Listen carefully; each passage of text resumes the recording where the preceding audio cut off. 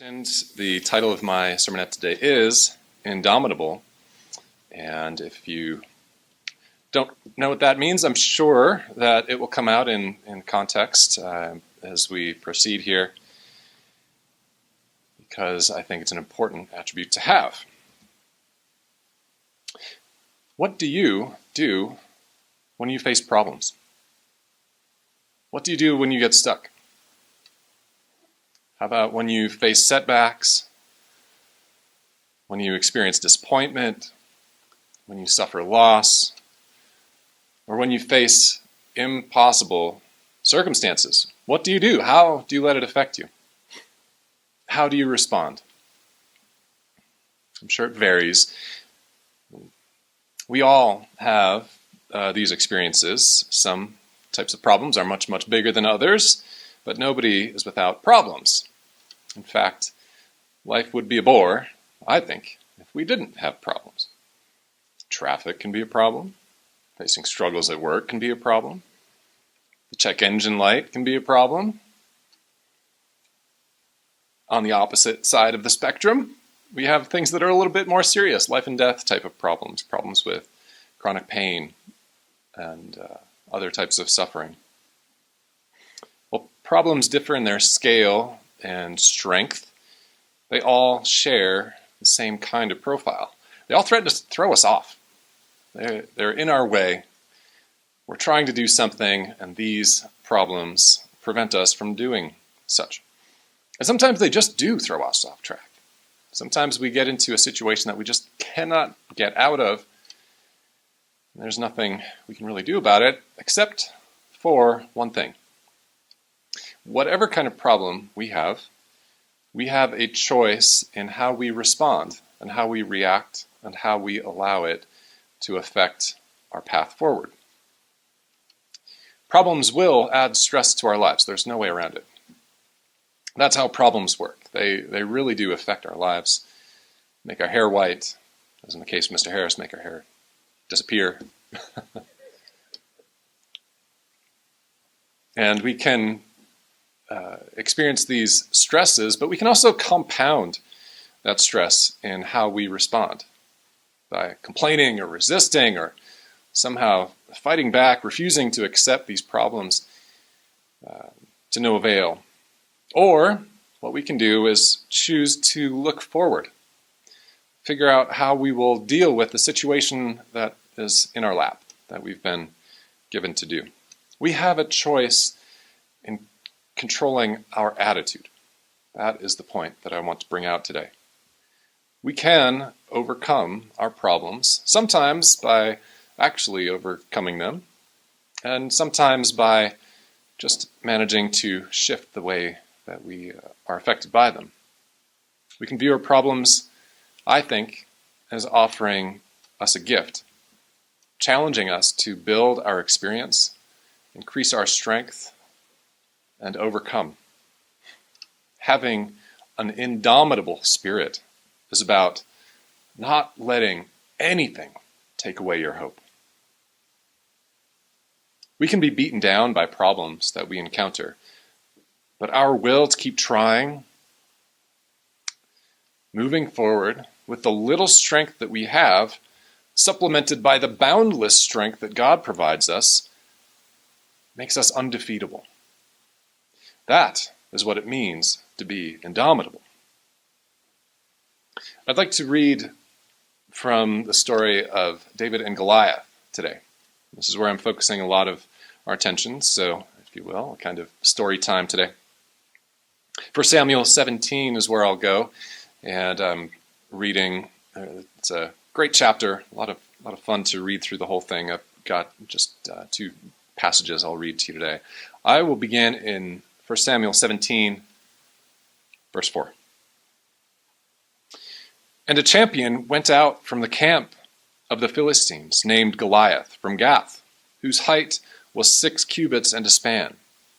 He had a bronze helmet on his head, and he was armed with a coat of mail, and the weight of the coat was 5,000 shekels of bronze. And he had bronze armor on his legs, and a bronze javelin between his shoulders. Now the staff of his spear was like a weaver's beam, and his iron spearhead weighed 600 shekels. and a shield-bearer went before him. Then he stood and cried out to the armies of Israel and said to them, "Why have you come out to line up for battle? Am I not a Philistine, and you the servants of Saul? Choose a man for yourselves, and let him come down to me. If he is able to fight me and kill me, then we will be your servants. But if I prevail against him and kill him, then you shall be our servants and serve us." And the Philistines said, "I defy the armies of Israel this day. Give me a man that we may fight together." When Saul and all Israel heard these words of the Philistine, they were dismayed and greatly afraid. Here's a problem. We've got this force to be reckoned with.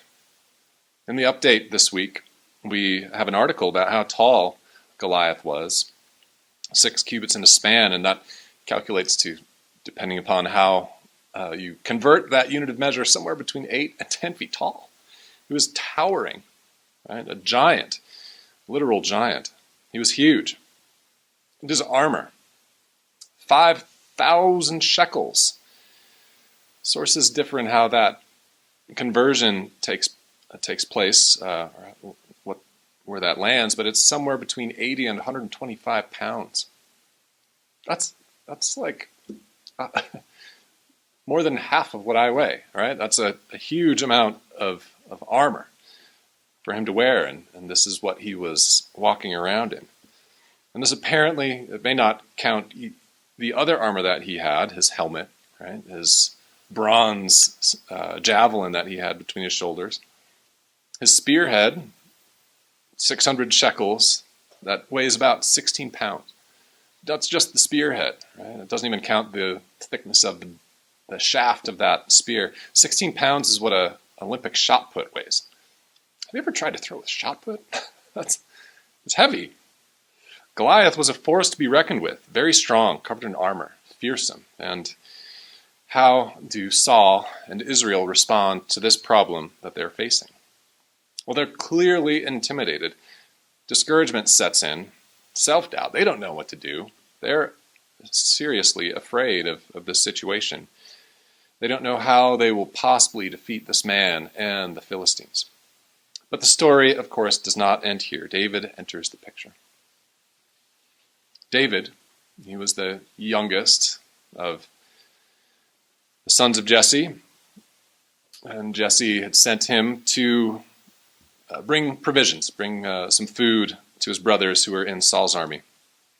And when he gets there, David heard Goliath trash-talking everybody and observed how afraid the Israelite soldiers were. And in response to this problem, David volunteers to fight, displaying the indomitable faith and courage that we know him for. Despite the criticisms from the others, Saul and his brothers and others in the army, David believed that he could defeat Goliath. After all, God had helped him protect his flock from lions and bears before, killing them with his bare hands apparently. How much more would God help him now? And Saul he acquiesces a little bit and lets David talk him into fighting Goliath. Saul offers him his armor. He's like, "If you're going to go, wear this." And David's like, this is too much. I can't move in this stuff. It was a hindrance to him, so he discards it and instead trusts purely in God's strength to overcome it. And this is how the story proceeds.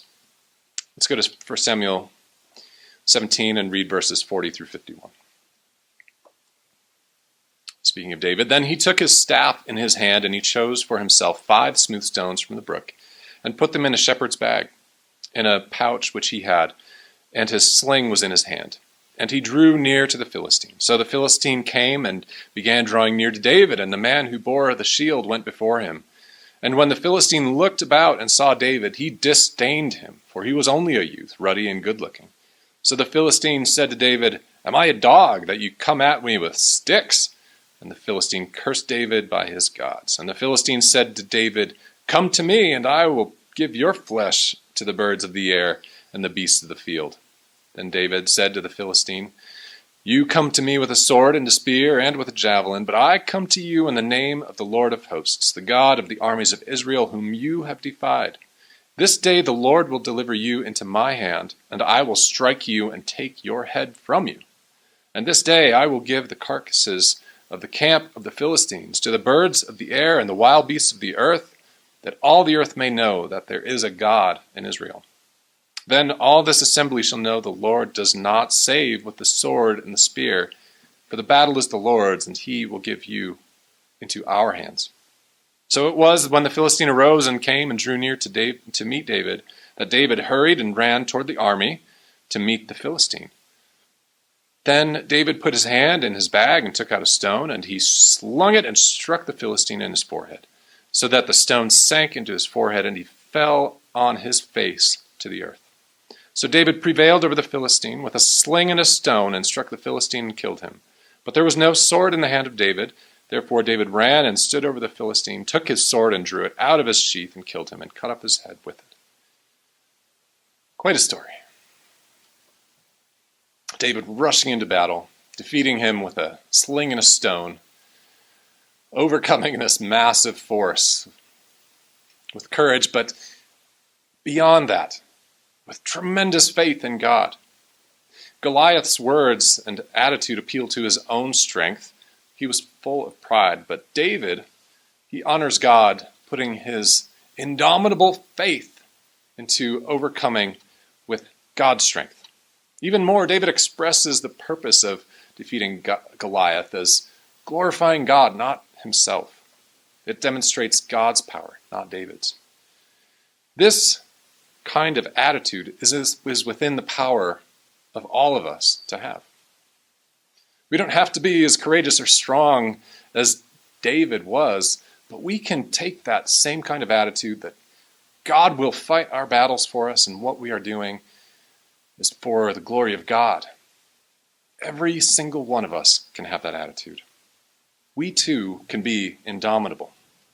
We can respond to our problems with that kind of courage, pledging to do our best with the little strength that we have, and calling upon the strength of God to see us through the situation, no matter what the outcome will be. We trust in him.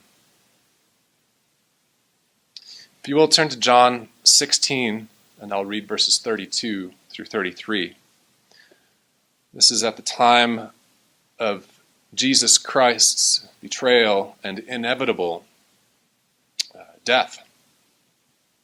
John 16, verse 32. Indeed, the hour is coming, yes, has now come, that you will be scattered, each to his own, and will leave me alone. And yet I am not alone, because the Father is with me. These things I have spoken to you, that in me you may have peace. In the world you will have tribulation, but be of good cheer, I have overcome the world. In this moment, Jesus Christ anticipated the greatest problem that he would face in his entire life.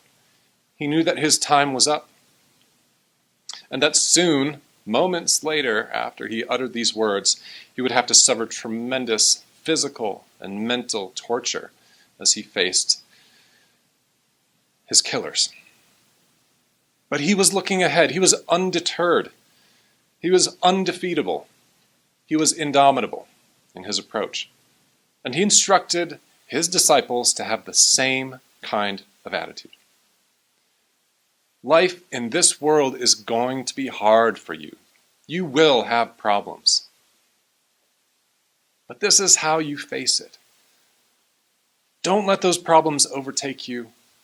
Be of good cheer. As Jesus Christ overcame the world, so will we.